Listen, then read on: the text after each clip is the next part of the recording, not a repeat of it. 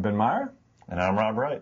And this week we want to talk a little more about PC game piracy. Last week, Iron Lore Entertainment, they're the indie developer behind Titan Quest, closed its doors. And in response to that, Michael Fitch, who is the creative director at THQ that published Titan Quest, went off on an absolute rant about the PC game industry and had a lot to say about piracy. Most of it wasn't very positive, as you might imagine. And in part of the post, he says, Titan Quest did okay. We didn't lose money on it. But even if a tiny fraction of the people who had pirated the game had actually spent some goddamn money for their 40-plus hours of entertainment, things might have been very different today. And he goes on to say, some really good people made a seriously good game, and they might still be in business if piracy weren't so rampant on the PC. That's a fact. Rob, is that a fact? Sadly, Ben, I think it is. I should back up. I don't know that it's a fact in the case of Iron Lore. I mean, I'm not there. I don't know these people. I don't know Michael Fitch, and I can't take everybody at their word that might attribute the death of Iron Lore to PC game piracy. But I think if you look at the situation, you look at how much money is spent on developing a PC game or any game in this next-gen market that we're in, and sort of the degree of piracy for PC games, I don't think it's outlandish at all to suggest that game piracy contributed to the death of Iron Lore and maybe was the primary cause of it. I don't think that's outrageous to suggest at all, and I think that it may be kind of a wake-up call. Yeah, one of the other big things that he mentions in this post were some stats that I guess THQ Research had about PC game piracy, and their estimates at least put in the U.S. market PC game piracy at 70 to 85%, and even higher in Europe and Japan.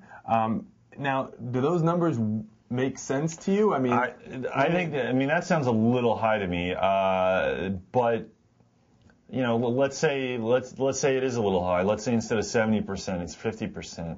50%. I mean, can you imagine going to market with half your audience, preferring to basically get the game for free, stealing it, rather than paying for it? I mean, we can debate whether or not it's stealing because you're not actually taking the game from anybody else, but let's be honest, it's stealing to the developer because they're not getting the money that they deserve for their hard-earned products. So I don't think it's outrageous at all for Fitch to suggest that that had people not pirated the game, Iron Lore might still be in business today. So is it as high as 75 to 80?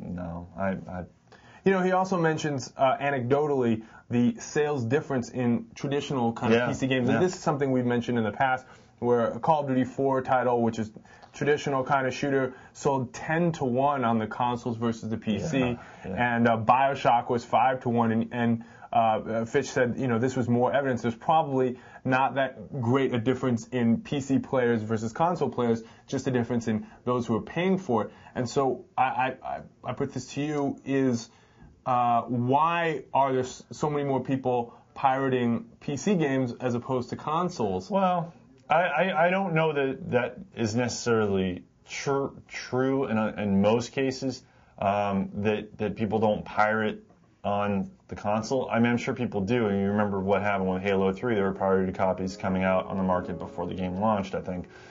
I think that, it's probably a little bit more difficult for a console person who maybe doesn't have as strong a background in technology to crack the box, modify the box, and then copy the game down to a DVD and then play it. But I'll tell you, this whole breakdown in terms of consoles versus PC piracy is a big reason, I think, why we see so many traditional PC game developers kind of doing simultaneous development and even moving outright to the consoles. I mean, Epic has gotten a lot of crap for having Unreal Tournament 3 on both the two next-gen consoles and the PC, and people feel like it was dumbed down, and they were upset that Epic put Gears of War out on the 360 and waited so long to put it on the PC. But listen, I mean, we talked with Mark Rain of Epic at GDC, and he said, hey, this is we need another market. I mean, this is we see piracy less on the console. So this is just another way for us to get our game out without having to worry about that hassle. And Infinity Ward, we spoke to them too, and they basically said, hey, to us, PC game piracy is the number one concern for that market. What about hardware issues, though? Because that always seems to come up. And Absolutely. I mean, there's the whole PC Gaming Alliance to address that. I mean, that's got to be also a big reason why there's this drive to develop on consoles, which are just a lot more standardized. Oh yeah, no, I think that's a huge reason why developers and publishers are moving to the console, and it's a huge reason why the games do better on the console these days, at least here in the States.